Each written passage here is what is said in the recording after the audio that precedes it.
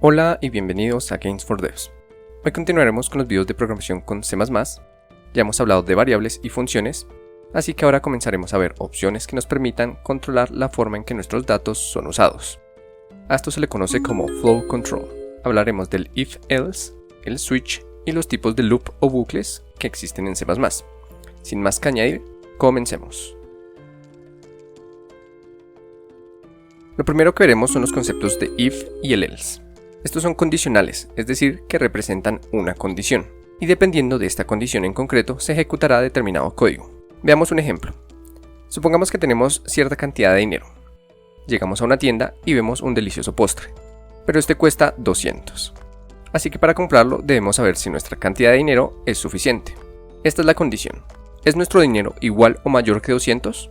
Si la respuesta es no, evidentemente no podremos comprar el postre. Pero si la respuesta es sí, entonces procederemos con la compra.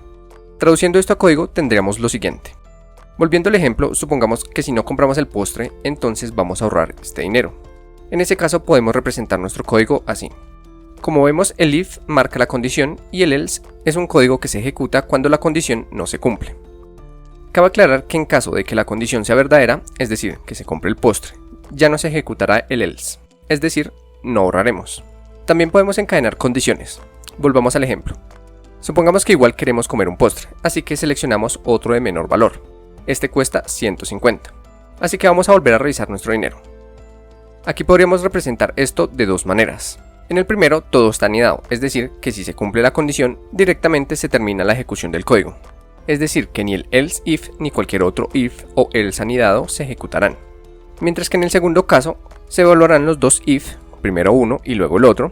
Así que en caso de que tuviéramos, por ejemplo, 500 de dinero inicial, en el primer caso solo compraríamos el postre de 200 y en el segundo caso compraríamos ambos postres, por lo que gastaríamos más dinero. También es bueno notar que podemos anidar tantas condiciones como queramos. Existe una forma de expresar un if-else de una manera más compacta. Esto es conocido como ternary operator. Este selecciona entre dos códigos y los ejecuta dependiendo de una condición, justo como un if-else. Así, por ejemplo, en el caso del ejemplo de comprar o ahorrar, podemos expresarlo de esta manera. Así que en vez de usar un if, en este caso usamos un signo de interrogación. Y en vez del else, usamos los dos puntos. Como vemos, es mucho más compacto, por lo que muchas veces se prefiere usar de este modo para hacer el código más legible. Incluso puedes encadenar opciones justo como con el if-else. Pero no se recomienda, ya que, como se puede ver, en vez de hacer el código más legible, en realidad lo hace más complejo. Otra cosa que podemos hacer con un ternary operator es asignar el resultado a una variable. Y aunque no podemos guardar un if-else, lo que sí se puede es guardar el resultado de una comparación. Así, por ejemplo, podemos guardar dinero mayor o igual que 200 en una variable de tipo bool, guardando true en caso de ser cierto o false en caso contrario. Así, en el if podríamos usar directamente la variable, y de la misma manera con el ternary operator. Y podríamos hacer esto de dos formas. Podemos usar la variable directamente. Después de todo, queremos saber si es true, o podemos expresarlo de manera directa. Pero hay que tener cuidado con los ternary operators. No se puede usar tipos distintos como resultado. Es decir, no puedes devolver un int si es verdadera la condición y un string si es falsa. Pero tampoco tienen que ser iguales necesariamente. Podría devolver, por ejemplo, un int y un float. Pero esto solo cuando se pueden convertir de un tipo al otro. En este caso, el float se volverá un int y perderá su parte decimal. Continuando, ahora vemos el switch. Este es muy similar al if-else, ya que ambas sirven para comprobar condiciones. Intentemos usar el ejemplo anterior, pero ahora usando el switch. Dentro del switch no podemos usar, por ejemplo, el mayor o el menor que, ya que este solo evalúa valores, es decir, que por ejemplo podríamos usar una variable que calcule si el dinero es mayor que 200 y usar esta variable dentro del switch. Pero aquí solo podríamos tener dos casos, verdadero o falso. Y usamos también una palabra clave que es default. Esta es una opción que se usa cuando ninguna condición se cumple. Pero como vemos, aquí no podríamos anidar las otras opciones. Un bool solo puede ser true o false, así que no puede haber más casos. Pero veamos otro ejemplo. ¿Qué tal si tenemos un calendario y cada día hacemos algo distinto? Pero ¿cómo traducimos esto al código? Usaremos los días como números enteros, identificando cada día de forma numérica. Así, por ejemplo, se vería con un if. Ahora usemos un switch. Aquí no podemos utilizar un string, por ejemplo, ya que solo se pueden evaluar condiciones simples, que representen un valor numérico. Por eso el bool también funciona, ya que false es 0 y true es 1. También algo que habrán notado es la palabra break. Esto le indica al compilador que ahí se debe detener, es decir, por ejemplo, si el día es 2, ejecutará la tarea 2 y saldrá del switch, mientras que si no lo tuviera, continuaría, en este caso evaluando si el día es 3, luego evaluando el 4, y así hasta terminar el switch o encontrar un break. Así que esto nos ayuda a determinar cuándo queremos que la evaluación de condiciones se detenga.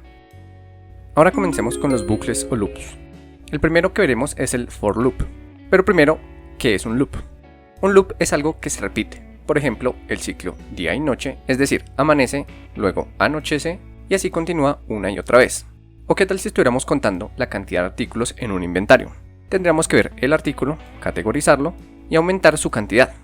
Y este proceso se repetiría una y otra vez, hasta que ya no haya más objetos. ¿O qué tal comer? Tomas el alimento, lo pones en la boca, lo ingieres y continúas haciendo esto hasta que se termine. Bueno, esto se puede representar en forma de código.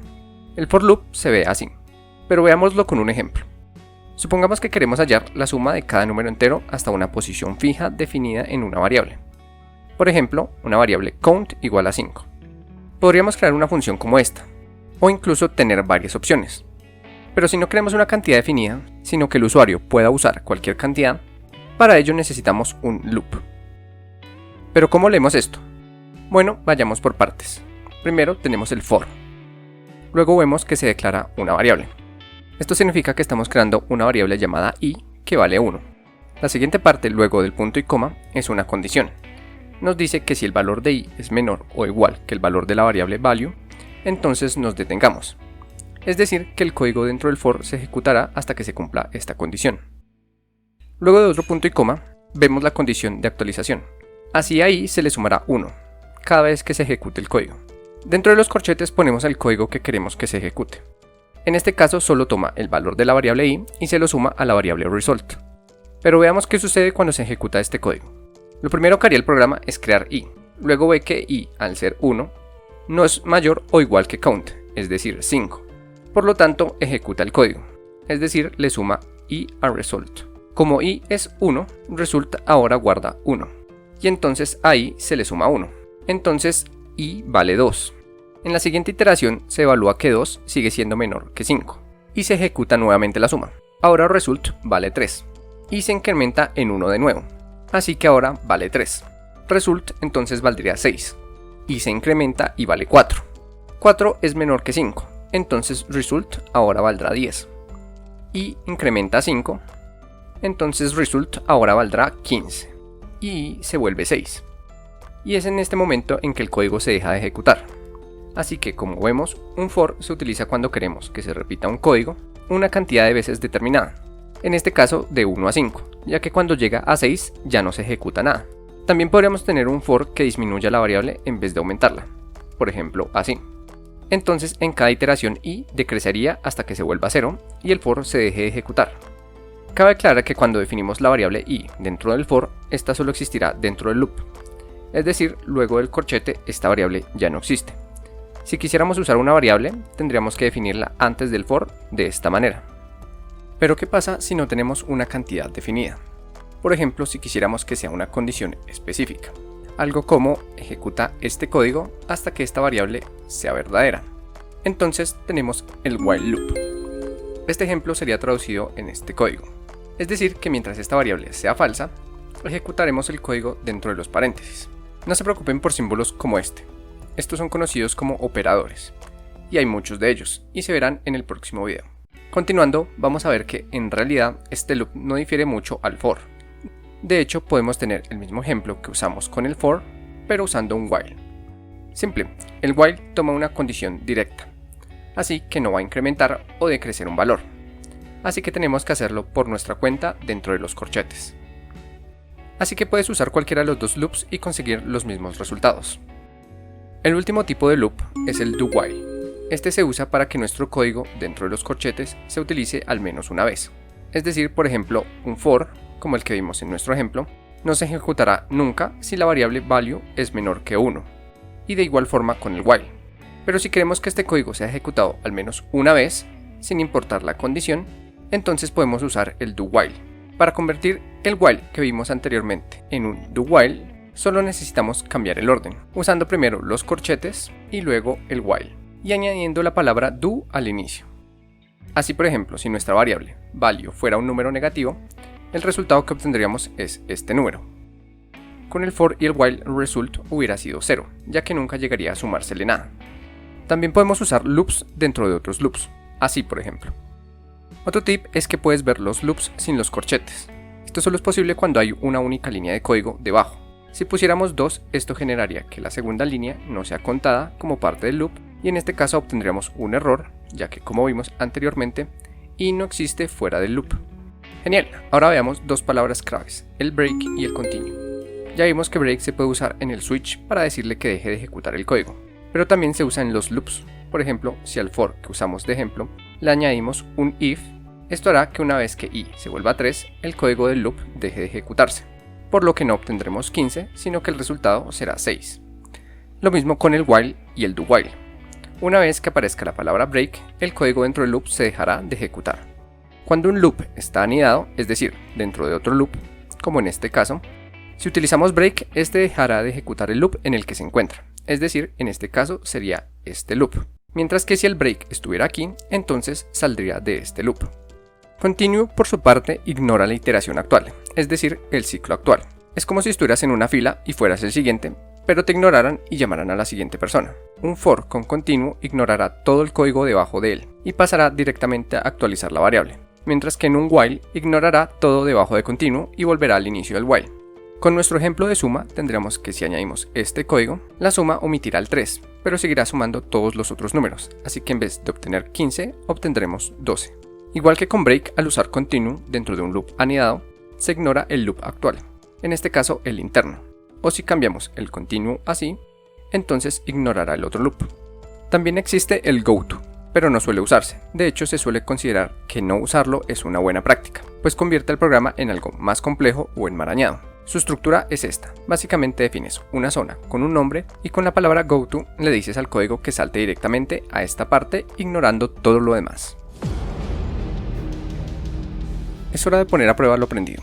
Intenta crear un for loop que muestre los números del 5 al 9, pero que se salte el número 6, y un while loop que comience en 15, que sume todos los números y se detenga cuando la suma llegue a 105. Ahora puedes pausar el video para intentarlo y luego ver el resultado en este video. Espero que todo haya quedado claro. Este es el resultado de la prueba.